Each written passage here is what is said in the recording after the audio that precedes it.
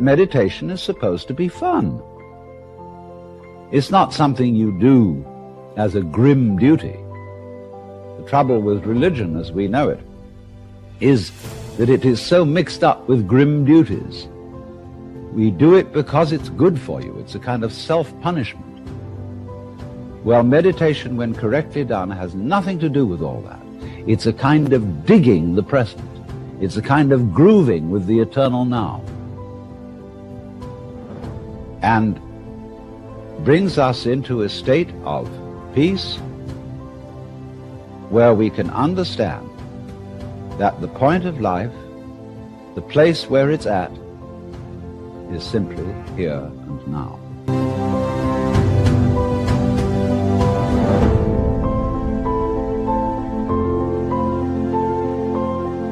This moment is the creation of the universe, starting now. If you look back and wonder whether there was a big bang a long time ago, all you'll see is vanishing traces. The big bang is happening now. This is when the world begins. You're doing it. Only you're not doing it by straining. A you deeper than the straining you is doing all this. The same you that is growing your hair and coloring your eyes and making your thumbprints and all that. You don't think about it. You don't strain muscles to do it. But that is what is creating the world. Here it comes. Now. So instead of thinking that the past is the reality which explains everything that happens now, let's look at now.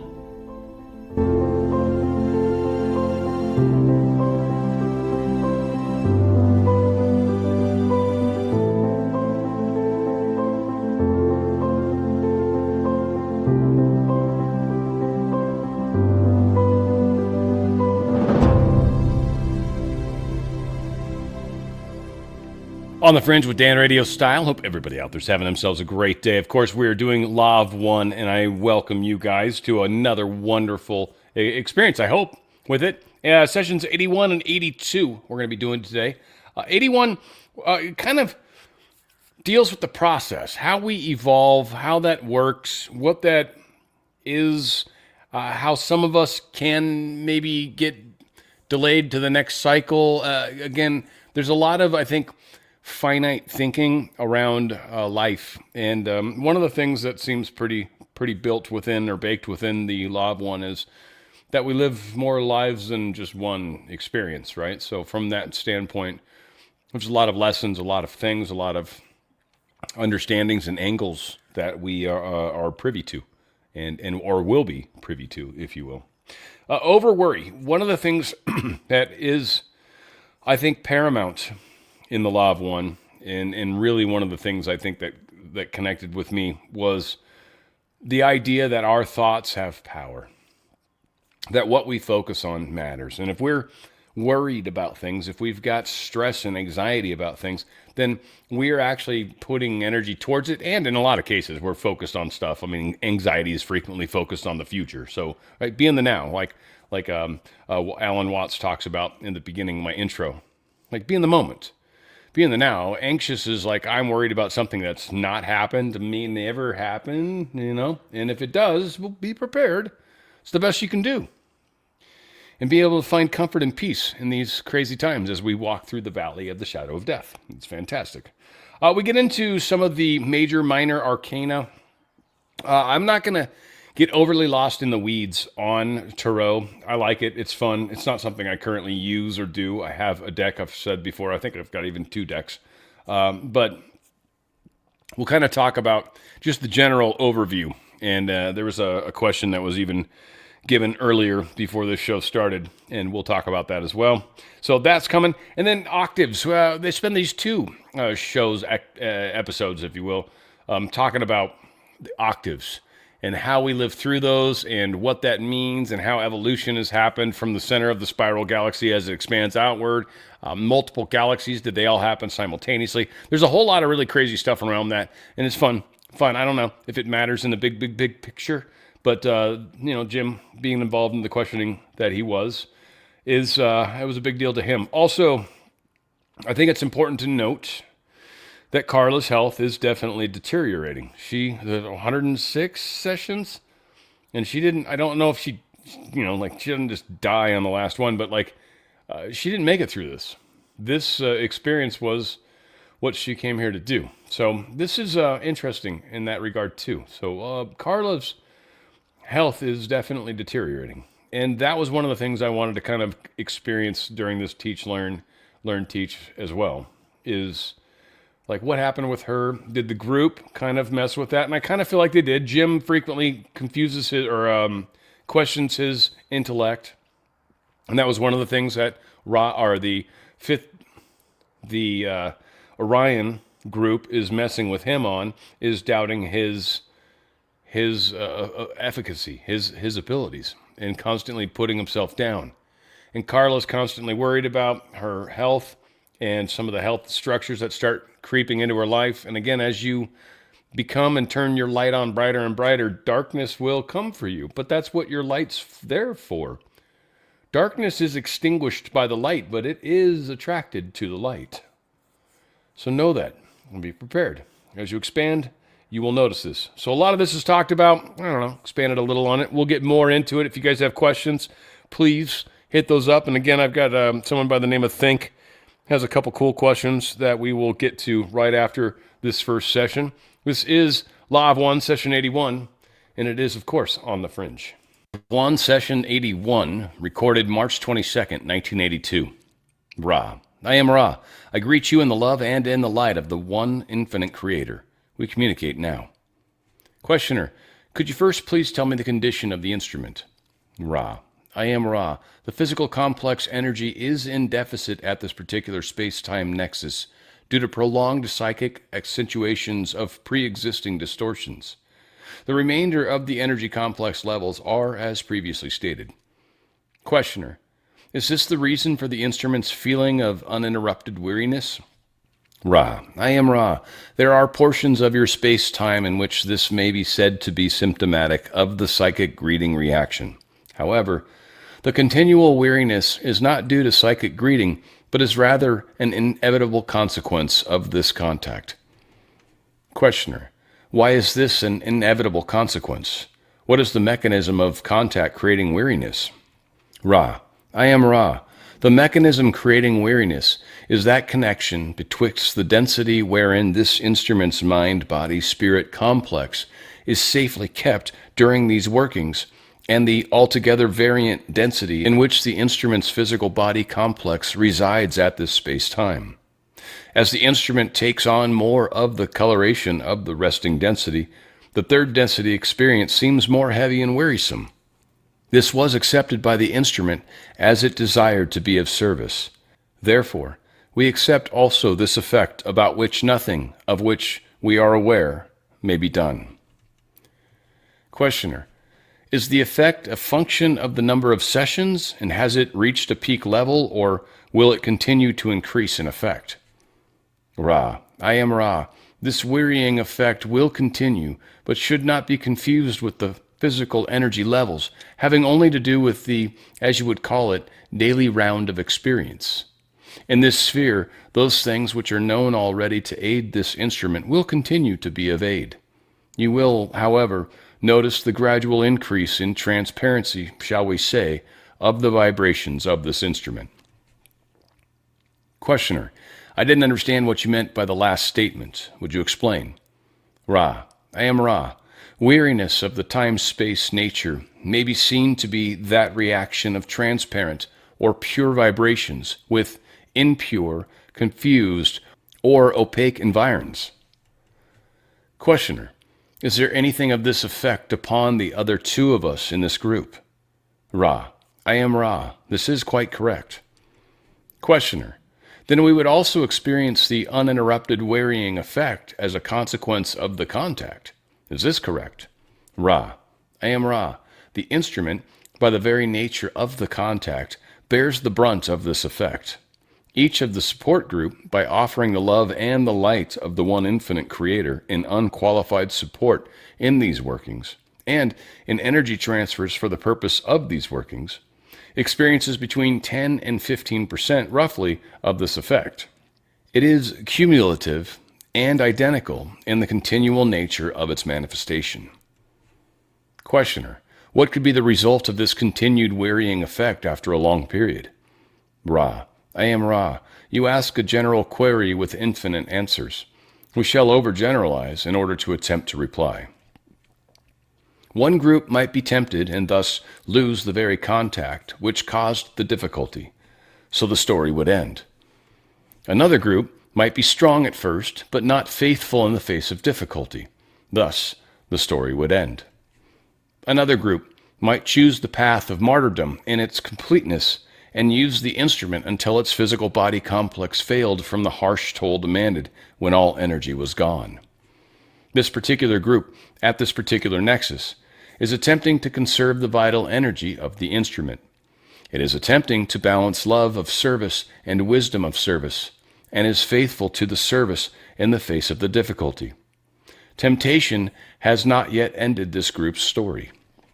We may not know the future, but the probability of this situation continuing over a relatively substantial period of your space-time is large.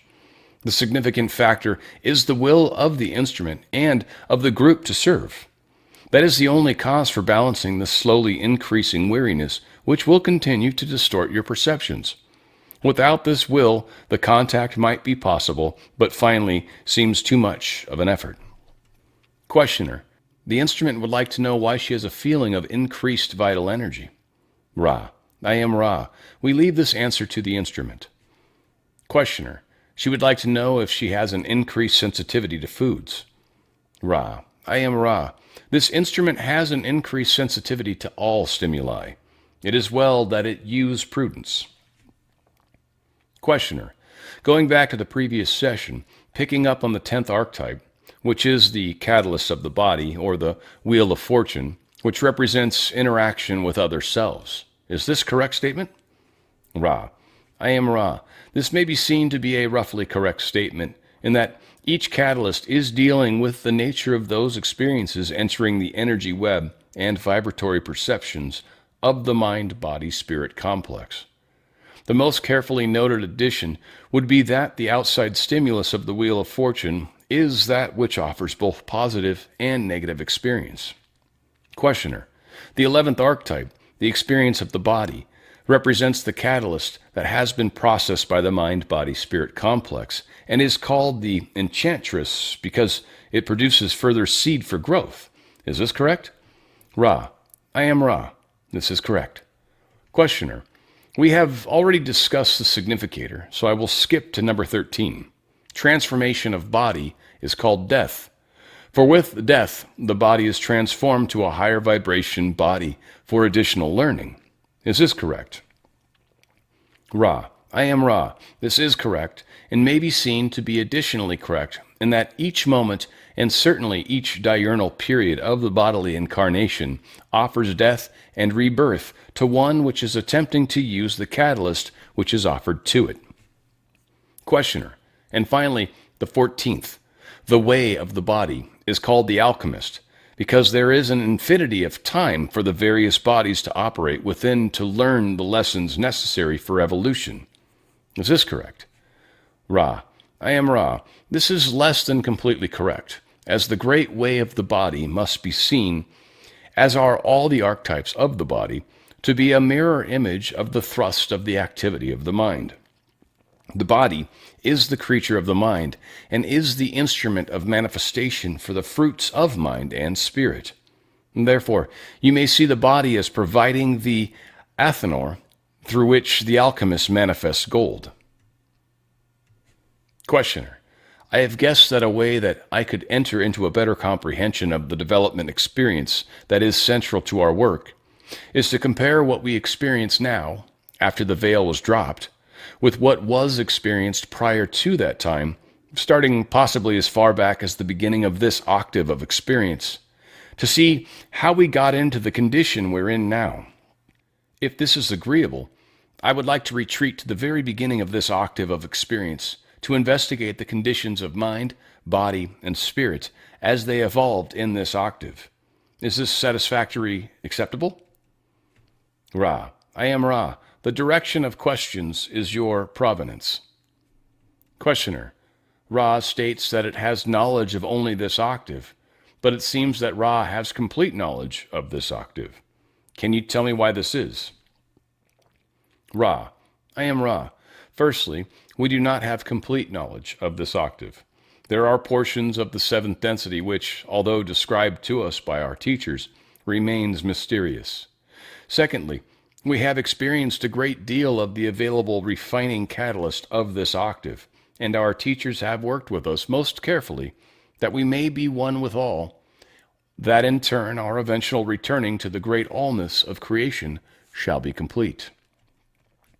Questioner, then Ra has knowledge from the first beginnings of this octave through its present experience as what I might call direct or experiential knowledge, through communication with those space-time and time-spaces, but has not yet evolved to or penetrated the seventh level. Is this a roughly correct statement? Ra, I am Ra. Yes. Questioner, why does Ra not have any knowledge of that which was prior to the beginnings of this octave? Ra, I am Ra. Let us compare octaves to islands. It may be that the inhabitants of an island are not alone upon a planetary sphere, but if an ocean-going vehicle in which one may survive has not been invented, true knowledge of other islands is possible only if an entity comes along the islander and says, I am from elsewhere. This is a rough analogy.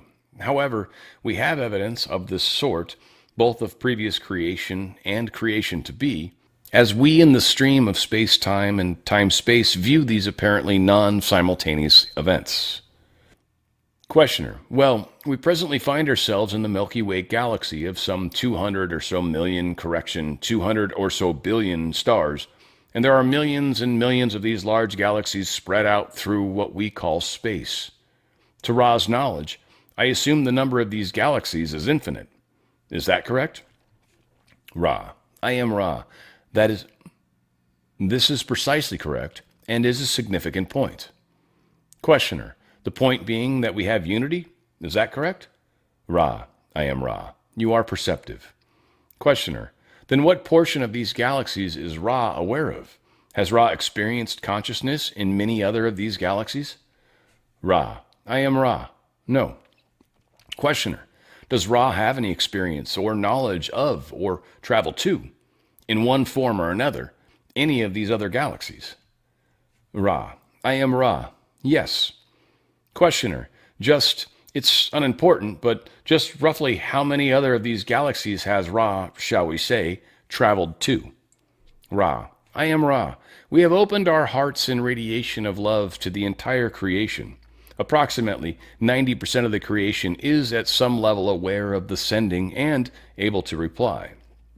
All of the infinite logoi are one in the consciousness of love. This is the type of contact which we enjoy rather than travel. Questioner, so that I can just get a little idea of what I'm talking about, what are the limits of Ra's travel in the sense of directly experiencing or seeing the activities of various places? Is it solely within this galaxy, and if so, how much of this galaxy? Or does it include some other galaxies? Ra, I am Ra.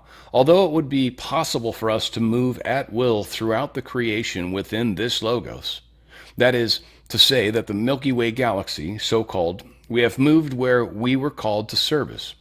These locations being, shall we say, local and including Alpha Centauri, planets of your solar system, which you call the Sun, Cepheus, and Zeta Reticuli.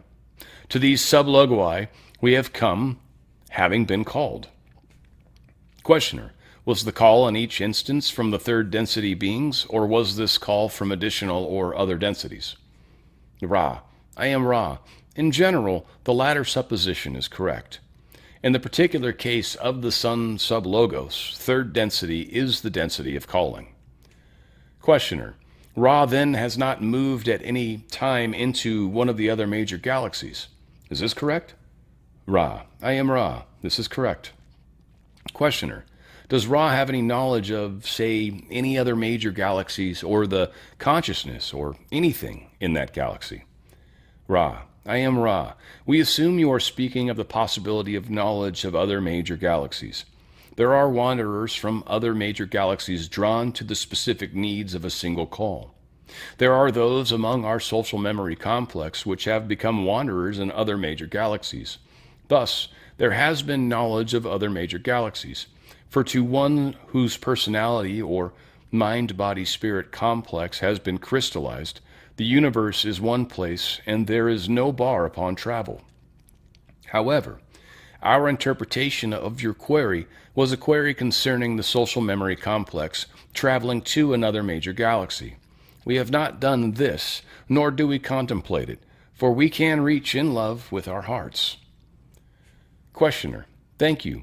In this line of questioning, I am trying to establish a basis for understanding the foundation for not only the experience that we have now, but how the experience was formed, and how it is related to all the rest of the experience through the portion of the octave as we understand it.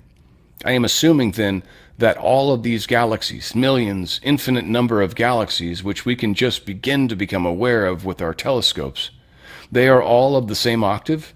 Is this correct? Ra: I am Ra. This is correct. Questioner: I was wondering if in some of the wanderers from Ra going to other major galaxies, that is, leaving this system of 200 plus billion stars of lenticular shape and going to another cluster of billions of stars and finding their way to some planetary situation there, would any of these wanderers encounter the dual polarity that we have here, the both service to self and service to others polarity? Ra: I am Ra. This is correct. Questioner: Now you stated earlier that toward the center of the galaxy, I believe in what, to use a poor term, you call the older portion, you would find no service to self-polarization, but that this was what you might call a later experience. Am I correct in assuming that this is true of other galaxies with which wanderers from Ra have experienced? That at the center of these galaxies, only the service to others polarity exists, and the experiment started further out toward the rim of the galaxy? Ra: I am Ra. Various logoi and sublogoi had various methods of arriving at the discovery of the efficiency of free will in intensifying the experience of the Creator by the Creator. However, in each case, this has been a pattern. Questioner: You mean then that the pattern is that the service of self-polarization appeared further out from the center of the galactic spiral? Ra: I am Ra. This is correct.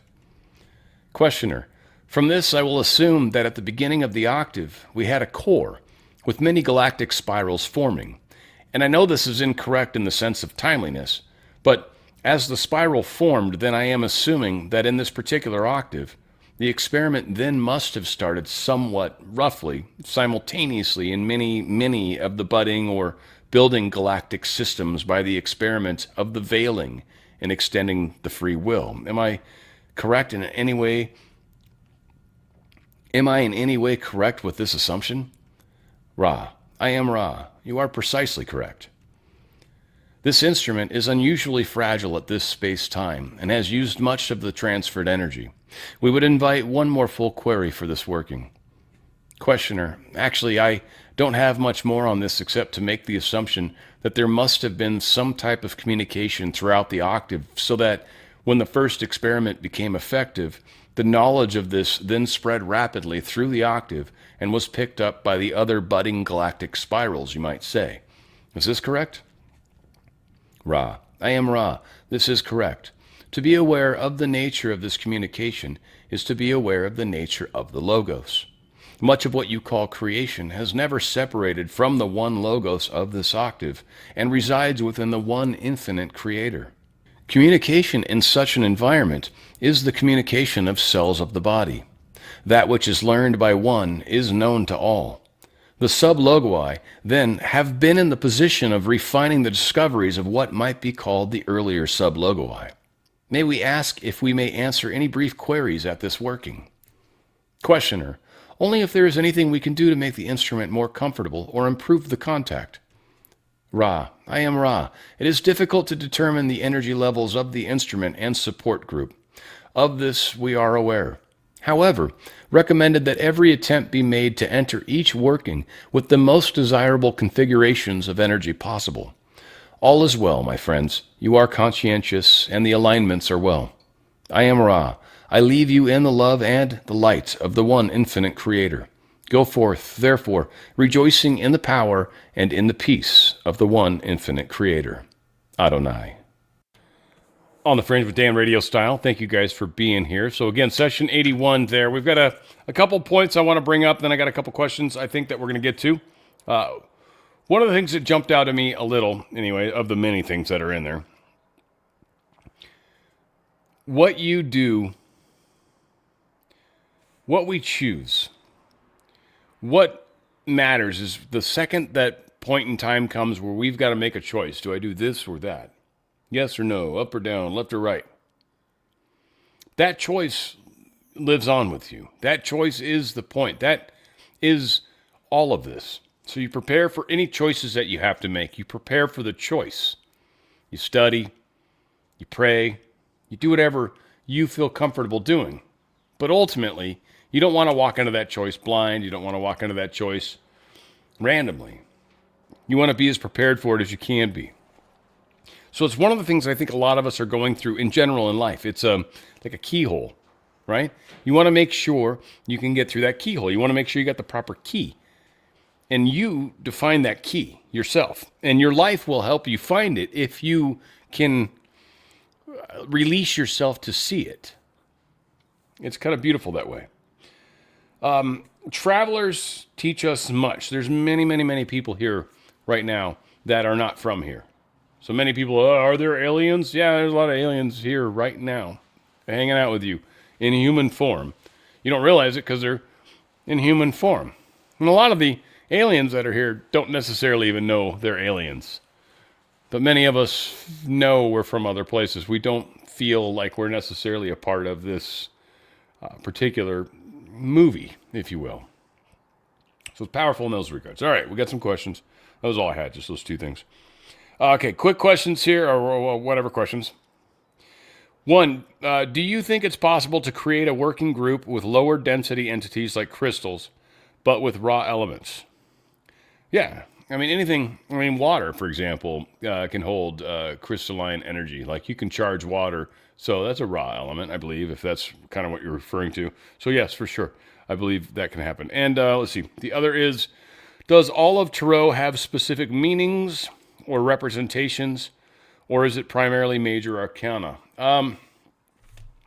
This is the thing I kind of wanted to speak on in general with Tarot. Like Tarot is something that is awesome. You can get into it and you can study it and you can really get into like doing readings and stuff for others, for things, for whatever. And it's awesome. I mean, there's a lot of cool little patterns you can do and they've worked. I've used them before.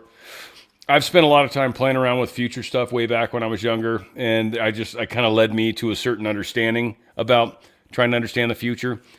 You guys kind of have to come to your own conclusions on that. I don't want to lead you. It's a wonderful way to go. So yes, Tarot can offer that. Now, there's a lot of things. You can flip a coin, heads, tails, and ask yes/no questions. You can do stress testing. I use solitaire. It's just more fun for me. I enjoy it. I used to play it a lot as a child. For me, it's the suit. It's the number. It's just a lot of different aspects that come into play. And it's just, you open your own mind up to utilize a framework that will help you understand the questions in life and the things that you're wondering about. So is Tarot useful? Yes. Are the major arcana a big part of that? Yes. Are the minor arcana a big part of that? Yes. All of that matters. It all kind of answers the question, what are you doing your throw for? And if you are doing a throw for a reason, then kind of pay attention to whether it's upside down or right side up. I mean, all that stuff matters. So it's a very interesting concept, and I like that. Patriot Daryl had a question. Were there any attempts in later years by the remaining members to reconnect with Ra after Carla's passing?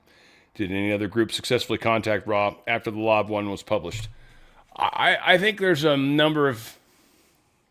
I think people have come here representing that ideology and probably representing Ra to some degree.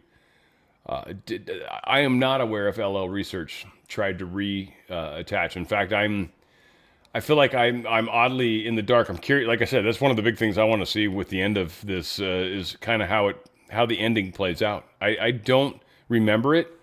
I feel like I've read this through and through, cover to cover, more than once, but maybe it was one of those things where I read most of it again and didn't finish it. So I don't know. I'm doing this with you guys to a degree. I'm very curious to see how the Carla part plays out. I'm seeing it playing out kind of session by session already, and you can tell that they're being messed with a lot. And I've been messed with a lot lately, and I've actually learned a lot in the process. Now, I'm not going to quite yet divulge all that because it's curious. Again, last night was another interesting night. I'm like, oh, okay. Like, it seemed like it worked. The armor of God's a funny thing. Like, people say, put on the armor of God. And I've always given people crap about, well, you would have got to put it on every day. The second you doubt if the armor's on, you got to re-put it back on. That's what I've learned. The second you doubt whether your protection exists, the second you're like, am I protected? You're not. No, protect yourself again. Put that armor back on. That's what I've learned. The questioning, that's where the devil tempts, right? 40 days, 40 nights, devil tempt Jesus 3 times, right? From a lot of people, right? So the temptation's the thought. The temptation is, do you allow yourself to spin down that path? Do you allow yourself to doubt whether or not your armor is sufficient? Well, if you just doubted it, it isn't sufficient. You must re-put it back on. So important to keep those things in mind. All right, all that said, let's see, this was 81 we're done with. 82, my friends, is, again, more of the octave stuff. Progression through the octaves, learning through the octaves. Like, what it represents to a large extent is our understanding of up, down, left, right, good, bad, up, all that nonsense. So getting too hung up on how the octaves have evolved through the densities, to me, is kind of, it's an interesting line of questioning that I don't think serves the bigger purpose. It is something that Jim was very focused on for obviously 2 episodes, maybe more. We'll see. I'm taking these 2 at a time, folks. I'm not reading ahead. It's no fun. So, how the densities begin, how they end, all that kind of stuff. There's a bunch of what Ra understands, from experience, and there's a bunch of that Ra's learned from their teachers. And we all do have our own teachers, by the way. So, many lives, something to keep in mind. I've talked about that earlier. Also, the harvest. It's one of the things we talk about in here. Certainly, learning the ways of love, which is what third density is. Love's a funny thing. It'll move mountains. It'll give you wings. It'll do all sorts of crazy stuff. Love is a very powerful motivator, so it is something to keep in mind. I also feel like the concept of Three-Eye Atlas, or disclosure, if you will, is sort of touched upon in here. Maybe if you are attuned to it, you'll sort of get what I'm going at on that. For the most part, that's kind of what I got. We'll see what other questions you guys have. If you have questions, hit question in the comments section, live chat. This is a good reason why you should be here when it's live. But all that said, we've got, and thank you, A-Score, for always helping. You're amazing in that. And I've got a lot of wonderful people out there in the audience. This is session 82. And we'll see what you guys think. We'll take some questions if there are any. And I got maybe a couple points that I'll make. Outside of that, this is stuff that's going to make you more powerful in dealing with what's going to happen with you. Every one of us is going to have our own specific experience of reality. Your reality is not going to be the same as my reality. It's just not. I live in a different neighborhood. If you lived across the street, I'd already know you, right? So you have a different experience. Your neighborhood's a little different. Your part of the country is a little different. Right now, it's probably super cold. Right now, we're like stupid warm. It's like oddly warm, unseasonably warm. And there's parts of this country that are super cold. It's weird. We're all living through our own experience. Pay attention to that experience. That experience is telling you a tale. It's telling you a story. It's telling you something that you need to hear. That's, to me, one of the biggest things that really comes out of Law of One. Is there is one creator, and that creator talks to us. Pay attention. This is session 82. Live one. Recorded, what was it, 83? I don't even know when this one was recorded. I think it's 83. Check it out. Maybe 81. I don't know. I'm going to tell you right here in a second. I don't even know. Live one, session 82. Recorded March 27th, 1982. Ra. I am Ra.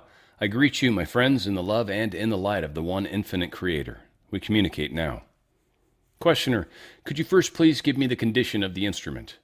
Ra. I am Ra. It is as previously stated. Questioner, is there anything at all that we can do that we are not doing to, besides eliminating the contact, to increase the physical energy of the instrument? Ra. I am Ra. There is the probability that the whirling of the water with spine erect would alter somewhat the distortion towards what you call pain, which this entity experiences in the dorsal region on a continuous level. This in turn could aid in the distortion towards increase of physical energy to some extent. Questioner, Jim has a personal question which is not to be published. He asks, it seems that my balancing work has shifted from more peripheral concerns such as patience, impatience, to learning to open myself in unconditional love, to accepting myself as a whole and perfect, and then to accepting myself as the creator. If this is a normal progression of focus for balancing, wouldn't it be more efficient once this is discovered for a person to work on the acceptance of self as creator, rather than work peripherally on the secondary and tertiary results of not accepting the self? Ra. I am Ra. The term efficiency has misleading connotations. In the context of doing work in the disciplines of the personality, in order to be of more full efficiency in the central acceptance of the self, it is first quite necessary to know the distortions of the self which the entity is accepting. Each thought and action must then be scrutinized for the precise foundation of the distortions of any reactions. This process shall lead to the more central task of acceptance. However, the architrave must be in place before the structure is builded. Questioner, thank you. I would like to consider the condition at a time or position, you might say, if time is a bad word, just prior to the beginning of this octave of experience. I am assuming that just prior to the beginning of this octave, intelligent infinity had created and already experienced one or more previous octaves. Is this correct? Ra. I am Ra. You assume correctly. However, the phrase would more informatively read, infinite intelligence had experienced previous octaves. Questioner, does Ra have any knowledge of the numbers of previous octaves? And if so, how many? Ra. I am Ra. As far as we are aware, we are in an infinite creation. There is no counting. Questioner, that's what I thought you might say. Am I correct in assuming that at the beginning of this octave, out of what I would call a void of space, the seeds of an infinite number of galactic systems, such as the Milky Way galaxy, appeared and grew in spiral fashion simultaneously? Ra. I am Ra. There are double areas of potential confusion. Firstly, let us say that the basic concept is reasonably well stated. Now, we address the confusion. The nature of true simultaneity is such that, indeed, all is simultaneous. However, in your modes of perception, you would perhaps more properly view the seeding of the creation as that of a growth from the center or core outward. The second confusion lies in the term void. We would substitute the noun plenum.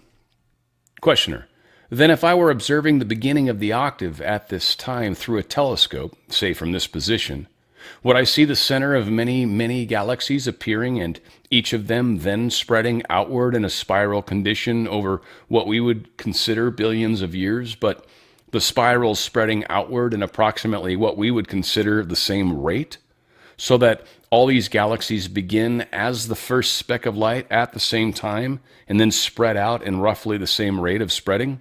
Is this correct? Ra. I am Ra. The query has confusing elements. There is a center to infinity. From this center, all spreads. Therefore, there are centers to the creation, to the galaxies, to star systems, to planetary systems, and to consciousness.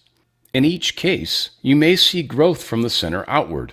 Thus, you may see your query as being overgeneral in concept. Questioner, considering only our Milky Way galaxy at its beginnings, I will assume that the first was the first occurrence that we could find presently with our physical apparatus. Was the first occurrence the appearance of our star of the nature of our sun? Ra, I am Ra. In the case of the galactic systems, the first manifestations of the Logos is a cluster of central systems which generate the outward swirling energies producing, in their turn, further energy centers for the Logos, or what you would call stars. Questioner, are these central original creations a cluster of what we call stars then? Ra, I am Ra. This is correct. However, the closer to the, shall we say, beginning of the manifestation of the Logos, the star, is, the more it partakes in the one original thought. Questioner, why does this partaking in the original thought have a gradient radially outward? That's the way I understand your statement. Ra, I am Ra. This is the plan of the one infinite creator. The one original thought is the harvest of all previous, if you would use this term, experience of the creator by the creator. As it decides to know itself, it generates itself into that plenum, full of the glory and the power of the one infinite creator, which is manifested to your perceptions as space or outer space. Each generation of this knowing begets a knowing which has the capacity, through free will, to choose methods of knowing itself. Therefore, gradually, step by step, the Creator becomes that which may know itself, and the portions of the Creator partake less purely in the power of the original word or thought. This is for the purpose of refinement of the one original thought.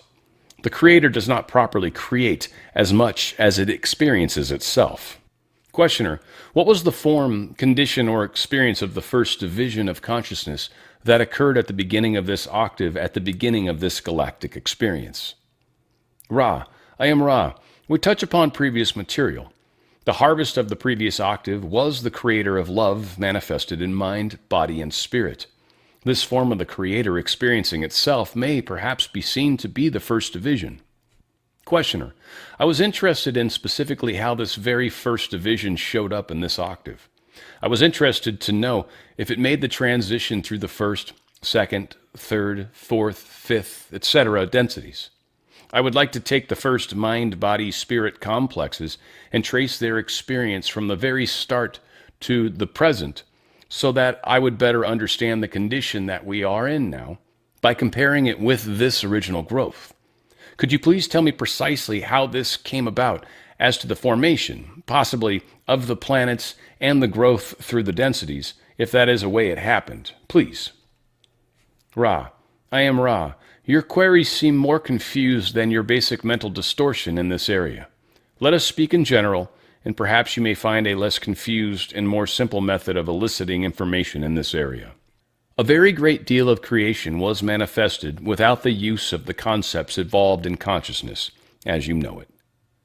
The creation itself is a form of consciousness which is unified, the Logos being the one great heart of creation. The process of evolution through this period, which may be seen to be timeless, is most valuable to take into consideration, for it is against the background of this essential unity of the fabric of creation that we find the ultimate development of the Logoi, which choose to use that portion of the harvested consciousness of the Creator to move forward with the process of knowledge of self, as it had been found to be efficient to use the various densities, which are fixed in each octave, in order to create conditions in which self-conscious sub-logoi could exist. This was carried out throughout the growing flower-strewn field, as your simile suggests, of the one infinite creation. The first beings of mind, body, and spirit were not complex. The experience of mind, body, spirit at the beginning of this octave of experience was singular. There was no third density forgetting. There was no veil. The lesson of third density was predestined by the very nature of the vibratory rates experienced during this particular density, and by the nature of the quantum jump to the vibratory experience of fourth density. Questioner, am I correct then in assuming that the first mind-body-spirit experiences, as this galaxy progressed in growth, were those that moved through the densities. That is, the process we have discussed coming out of second density. For instance, let us take a particular planet. One of the very early planets formed near the center of the galaxy. I will assume that the planet solidified in first density, that life appeared in second density, and all of the mind-body-spirit complexes of third density progressed out of second density on that planet and evolved in third density. Is this correct? Ra, I am Ra. This is hypothetically correct. Questioner, did this in fact happen on some of the planets or on a large percentage of the planets near the center of the galaxy in this way? Ra, I am Ra. Our knowledge is limited. We know of the beginning, but cannot asseverate to the precise experiences of those things occurring before us. You know the nature of historical teaching. At our level of learned teaching, we may expect little distortion. However, we cannot, with surety, say there is no distortion as we speak of specific occurrences of which we were not consciously a part. It is our understanding that your supposition is correct, thus we so hypothesize. Questioner, specifically, I am trying to grasp an understanding first of the process of experience in third density before the veil, so that I can have a better understanding of the present process. Now, as I understand it, the mind-body-spirit complexes went through the process of what we call physical incarnation in this density, but there was no forgetting. What was the benefit or purpose of the physical incarnation when there was no forgetting? Ra, I am Ra. The purpose of incarnation in third density is to learn the ways of love. Questioner, I guess I didn't state that exactly right. What I mean is, since there was no forgetting, since the mind-body-spirit complex had the consciousness, in what we call physical incarnation, they knew the same thing that they know not in the physical incarnation. What was the mechanism of teaching that taught this, the ways of love, in the third density physical prior to the forgetting process? Ra, I am Ra. We ask your permission to answer this query in an oblique fashion, as we perceive an area in which we might be of aid. Questioner, certainly. Ra, I am Ra. Your queries seem to be pursuing the probability that the mechanisms of experience in third density are different if a mind-body-spirit is attempting them rather than a mind-body-spirit complex. The nature of third density is constant. Its ways are to be learned the same now and ever. Thusly, no matter what form the entity facing these lessons, the lessons and mechanisms are the same. The Creator will learn from itself. Each entity has unmanifest portions of learning, and, most importantly, learning which is involved with other selves. Questioner, then prior to the forgetting process, there was no concept of anything but service to others polarization. What sort of societies and experiences in third density were created and evolved in this condition? Ra, I am Ra. It is our perception that such conditions created the situation of a most pallid experiential nexus in which lessons were garnered with the relative speed of the turtle to the cheetah. Questioner, did such societies evolve with technologies of a complex nature, or were they quite simple? Can you give me a general idea of the evolvement that would be a function of what we would call intellectual activity? Ra, I am Ra. There is infinite diversity in societies under any circumstance. There were many highly technological advanced societies which grew due to the ease of producing any desired result when one dwells within what might be seen as a state of constant potential inspiration. That which even the most highly sophisticated, in your terms, societal structure lacked, given the non-complex nature of its entities, was what you would call will, or, to use a more plebeian term, gusto, or élan vital. Questioner, did the highly technological society evolve travel through what we call space to other planets or other planetary systems? Did some of them do this? Ra, I am Ra. This is correct. Questioner, then even though, from our point of view, there was great evolutionary experience, it was deemed at some point by the evolving logos that an experiment to create a greater experience was appropriate. Is this correct? Ra, I am Ra. This is correct, and may benefit from comment. The Logos is aware of the nature of the third density requirements for what you have called graduation. All the previous, if you would use this term, experiments, although resulting in many experiences, lacked what was considered the crucial ingredient, that is, polarization. There was little enough tendency for experience to polarize entities that entities repeated habitually the third density cycles many times over. It was desired that the potential for polarization be made more available. Questioner: then since the only possibility at this particular time, as I see it, was a polarization for service to others, I must assume, from what you said, that even though all were aware of this service to others necessity, they were unable to achieve it. What was the configuration of the mind-body-spirit complexes at that time? Were they aware of the necessity for the polarization or unaware of it?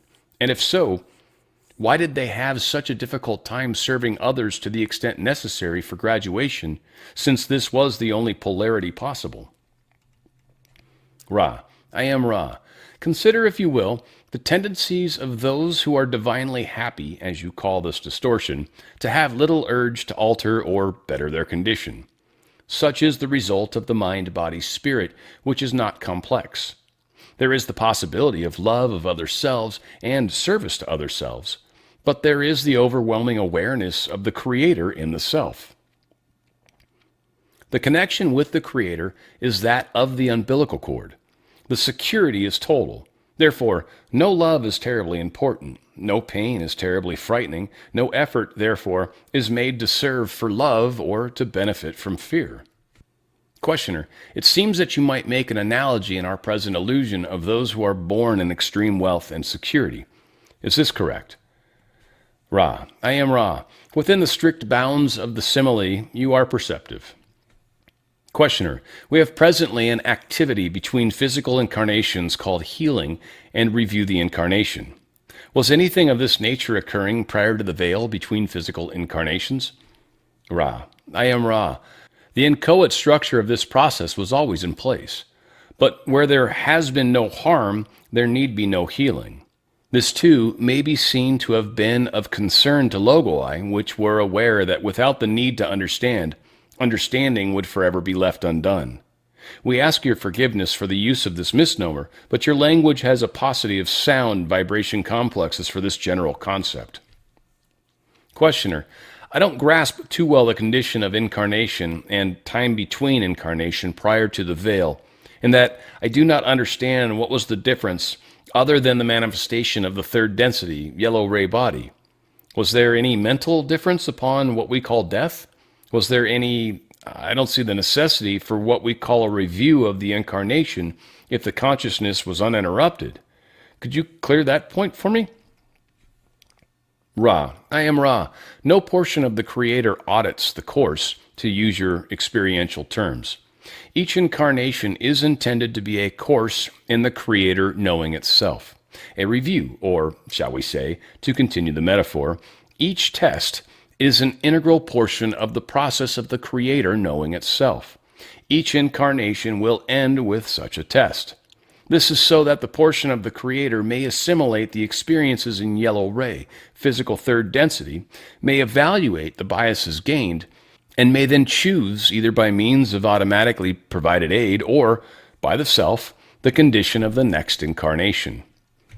Questioner: before the veil, during the review of incarnation, were the entities at that time aware that what they were trying to do was sufficiently polarized for graduation? Ra: I am Ra. This is correct. Questioner: then I am assuming this awareness was somehow reduced as they went into the yellow ray third density incarnative state, even though there was no veil. Is this correct? Ra: I am Ra. This is distinctly incorrect. Questioner: okay, this is the central important point. Why, then, was it so? You've answered this, but it seems to me that if the polarization was the obvious thing, that more effort would have been put forward to polarize. Let me see if I can state this. Before the veil, there was an awareness of the need for polarization towards service to others in third density by all entities, whether incarnate in third density, yellow ray bodies, or whether in between incarnations. What was I assume then, the condition of which we earlier spoke, the one of wealth, you might say, was present through the entire spectrum of experience, whether it be between incarnations or during incarnation, and the entities just simply could not get up the desire or manifest the desire to create this polarization necessary for graduation. Is this correct? Ra, I am Ra. You begin to grasp the situation. Let us continue the metaphor of the schooling, but consider the scholar as being an entity in your younger years of the schooling process. The entity is fed, clothed, and protected, regardless of whether or not the schoolwork is accomplished. Therefore, the entity does not do the homework, but rather enjoys playtime, mealtime, and vacation. It is not until there is a reason to wish to excel that the most entities will attempt to excel. Questioner, you stated in a much earlier session that it is necessary to polarize anything more than 50% service to self to be harvestable fourth density positive. Was this condition the same at the time before the veil? This same percentage polarization? Ra, I am Ra. This shall be the last full query of this working. The query is not answered easily, for the concept of service to self did not hold sway previous to what we have been calling the veiling process. The necessity for graduation to fourth density is an ability to use, welcome, and enjoy a certain intensity of the white light of the one infinite creator. In your own terms, at your space-time nexus, this ability may be measured by your previously stated percentages of service. Prior to the veiling process, the measurement would be that of an entity walking up to a set of your stairs, each of which was imbued with a certain quality of light.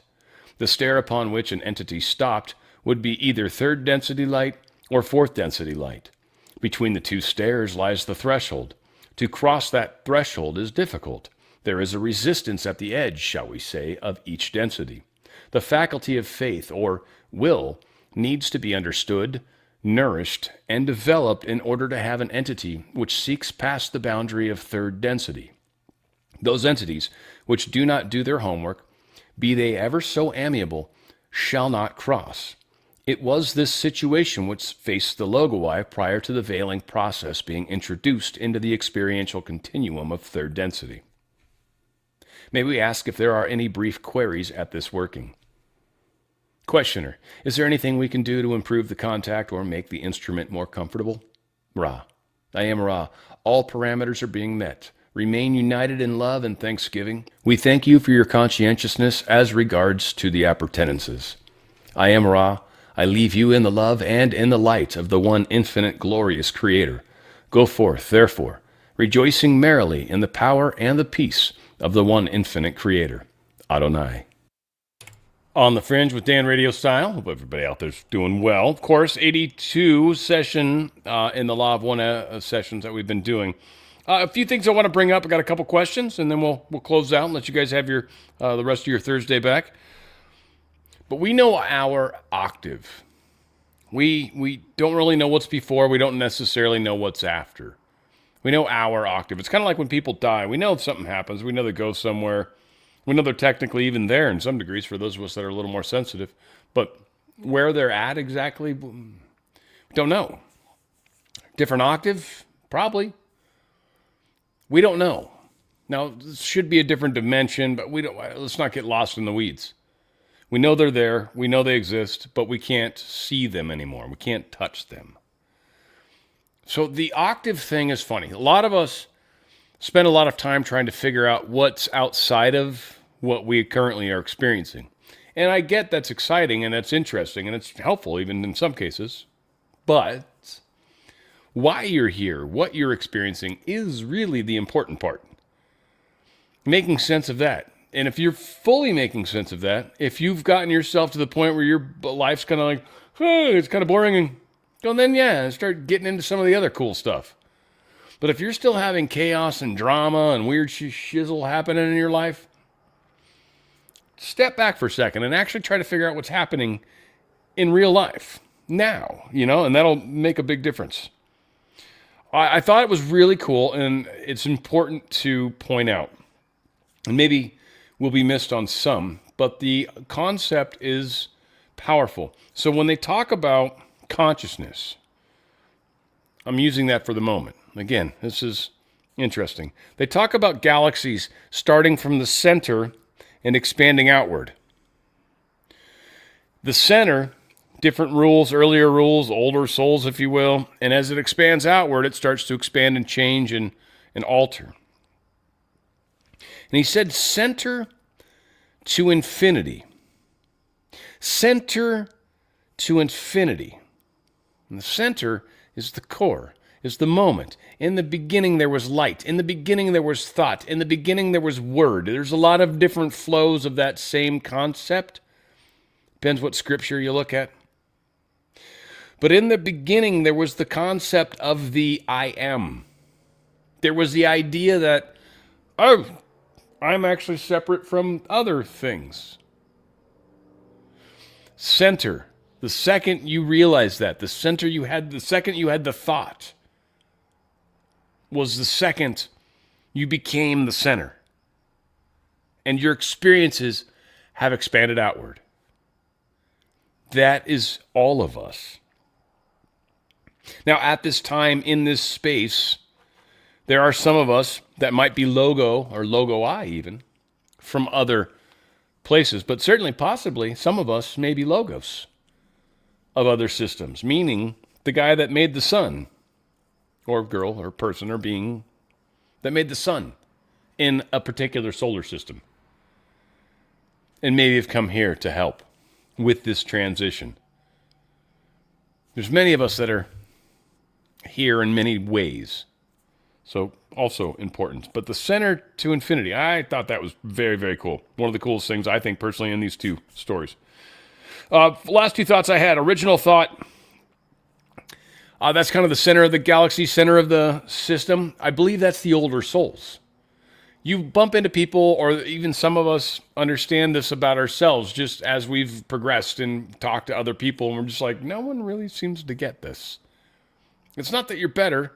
It's nothing like that, in fact. It's just like there's levels of complexity that people don't seem to appreciate. It's like an example, I guess, just to give a stupid example and not waste too much time on it, but looking at an arch in engineering standpoint, right? You got a bridge, got multiple arches. You got a building that's got an arch. A lot of people are like, oh, it's an arch. How cool. This is great. Engineers look at that arch and they're like, man, that is structurally bearing. That is interesting. They look at that arch and they're like, you see how much weight that arch is holding? And that last little piece they put in that forms the arch in the strength of the arch. They see something magnificent, yet they're looking at the same thing everybody else sees. And that is the difference of the older soul versus the newer soul. Newer soul's like, it's arch. Older soul's like, can you imagine what they had to do the depth, complexity? It's, you know it when you talk to somebody.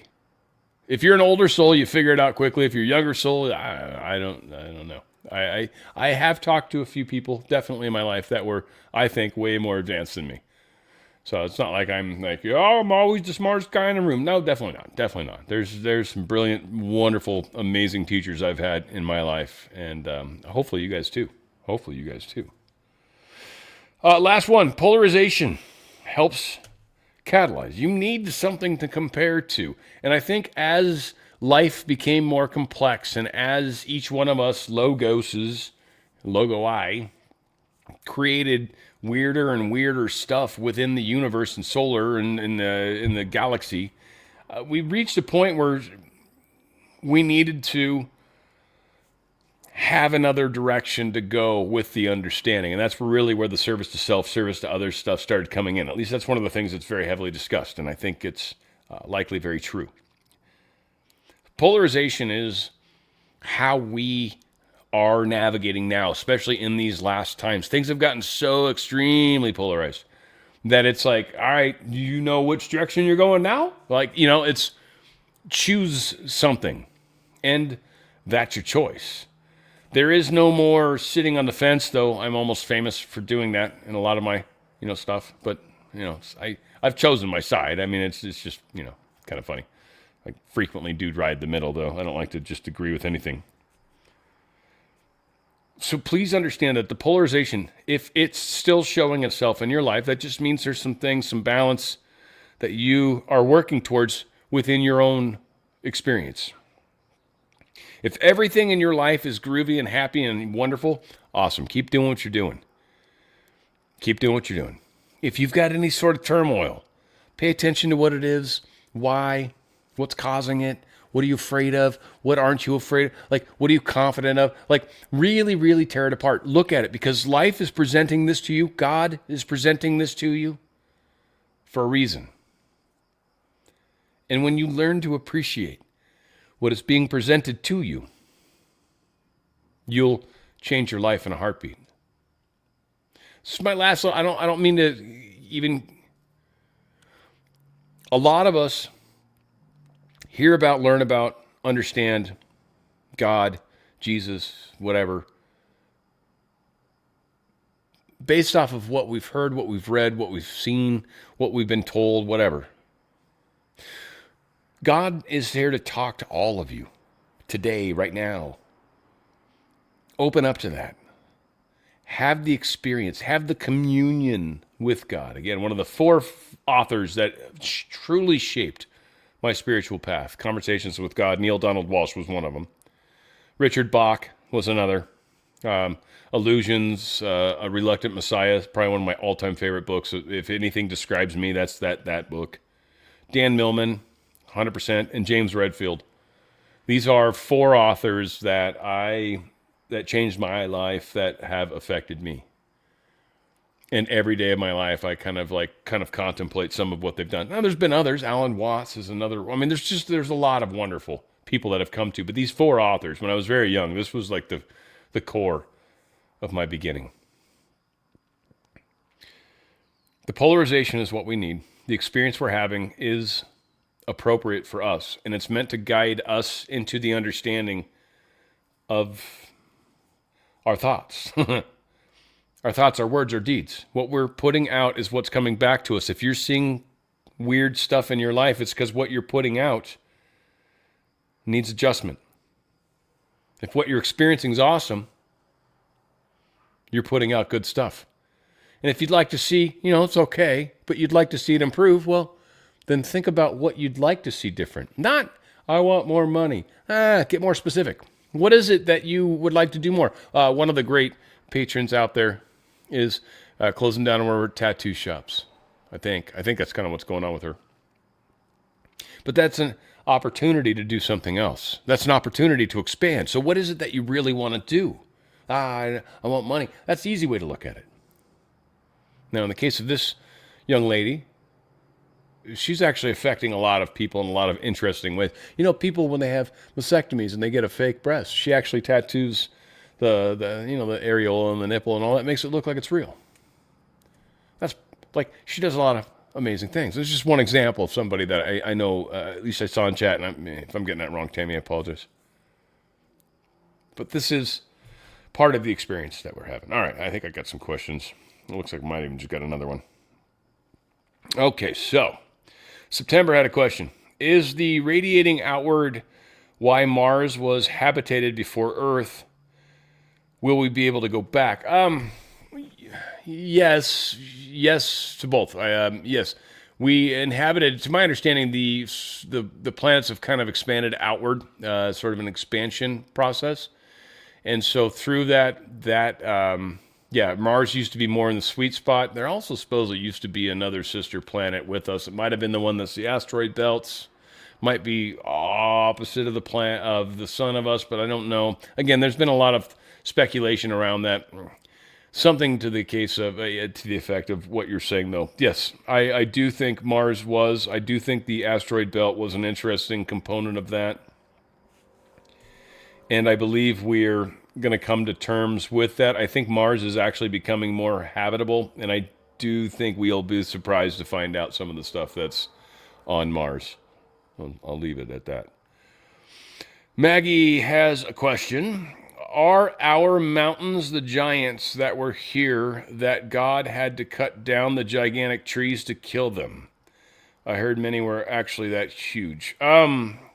I've not heard, I mean, that huge. I've heard in like the 30-foot realm, like 36 feet or something weird like that is the biggest. It's the biggest ones I've heard. Though there is those plateau things, like I want to say New Mexico, those are weird mesas that look very much like the giant tree from Avatar that got cut down, right?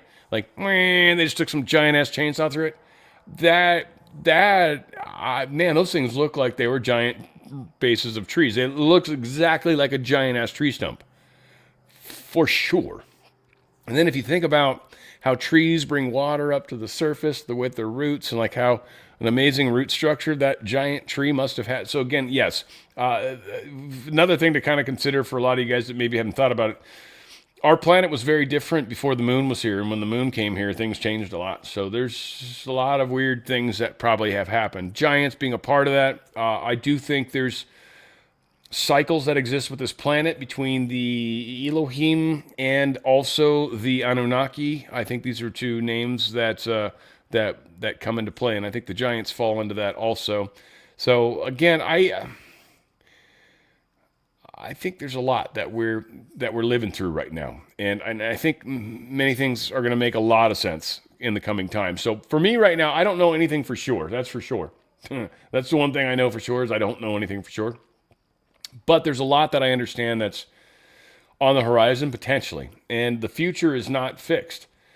We choose it collectively, and that's the tricky part about all this, and that's the thing that a lot of people don't get. They think that everything is already set in stone. It's like, no, a lot of this is us choosing our destiny. It's a choose your own adventure. Sheila has a question. Do you plan to resume the video chat after the sessions? Yeah, maybe coming up. Not today, but I'll probably get back into doing that. We'll see. Think 2000. Question: if all time is simultaneous and all started from the beginning of infinity, could there also be other infinities and creators, and could they merge into higher octaves of densities? I think your mind's in the exact right place. The way I kind of perceive it is I want to say solar system, really. I think that's what it is, because they have a hard time with words in Law 1, but I really do think when you boil it down, each solar system has its own logos. Each sun, if you will, has its own logos. Now, maybe it's got a sister sun, which is a possibility in our system, but each sun has its own logos. Each logos creates its own time-space continuum, and each logos brings about its own evolution through the octaves. Now, whether or not those densities, they got to go 1 through 7, whether they start at 3, it depends. And that's kind of one of the things that came out in today's studies, or today's Law of One, is, the closer to the galaxy, the older the soul. Like, you kind of came on board before there was some of this duality and polarity and all this nonsense. There just was. It was just harmony. It was happiness. It was heaven on earth, if you will. And they needed something to kind of spur people into, like, evolution, like growth. Like, how do you make somebody that's just stoked, like, work harder? It's the same thing where, like, the concept of universal income, I don't remember what they would call it, UBS or whatever it was, but universal income, like, if everybody just got paid, then nobody would really try to do anything, or at least most people wouldn't. There'd be no incentive. We're an incentive-based species. It works for us. And so you need that level of polarization to help with that stimulus. And so, yes, I think a lot of us have created our own. By the way, in my audience specifically, of the 155 people here right now, I would say probably 80% of you are the logos in another system, and you're here helping. That, I mean that. And if you've studied Law of One at all, you'll be like, really? And I'll be like, yeah, you're your own son, dude. Or dudette. We are merging here at a time to help, and there's a reason for that, and I hope you guys get to that place where you appreciate the joy of that, appreciate the experience of that, appreciate the reality of that. Your reality, my reality are independent, certainly shared in some ways, but magnificent thumbprints, magnificent movies, magnificent experiences that are to be cherished and embraced. And hopefully some of this Law of One crap. It's helping you see that. Because we are all one. And we're all working together. I love you guys. I think we covered it. And we will get back to doing the after meetings, Sheila. That time will come. Grow. I don't know if he's even out there right now. You guys are the two that typically show up. But I love you guys. We will continue moving our way through this storm. And again, things are getting crazy in the world. And I keep saying, I don't know if it's going to happen this way, but I keep saying, like, I feel like we're going to finish this and then shizzle's going to start hitting the fan, kind of, if you will. So I think there's like 106 sessions, and we're doing 2 a week, and we just got done doing 82, which means, what, like 13 weeks? I don't know. Guys, I hope you're prepared in your own lives, and I hope you're making sense of everything, because we are closing it out. Hey, Grow, I appreciate that you're here, buddy. And Yabika. There should be Chewbacca. I love it. Anyway, beautiful people, beautiful names. I love you guys. We will continue to experience this together. Hopefully I'm helping. And again, I'm doing it from there's a lot that I'm hoping to get out of this. And I could take each session and literally do an hour on each session, or probably 2 hours on each session easily. So we're just taking a fun run at this stuff. I hope you guys are enjoying the experience. I love you guys. Where we go one, we go all. That's for sure. And certainly Law of One, we go all. It's the same concept. But it is something that's very special to me, and I'm glad you guys are here with me. I appreciate you. It is, of course, on the...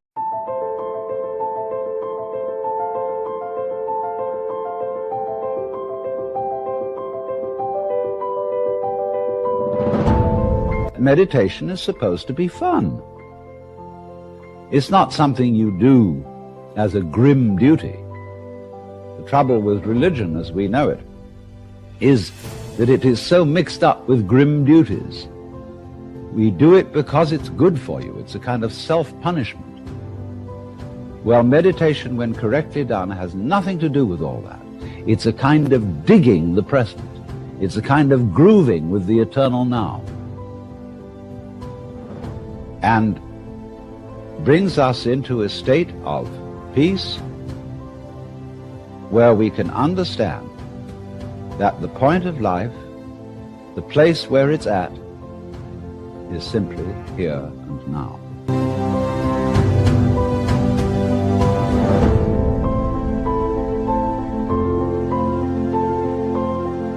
This moment is the creation of the universe. It's starting now. If you look back and wonder whether there was a big bang a long time ago, all you'll see is vanishing traces. The big bang is happening now. This is when the world begins. You're doing it. Only you're not doing it by straining. A you deeper than the straining you is doing all this. The same you that is growing your hair and coloring your eyes and making your thumbprints and all that. You don't think about it. You don't strain muscles to do it. But that is what is creating the world. Here it comes. Now. So instead of thinking that the past is the reality which explains everything that happens now, let's look at now.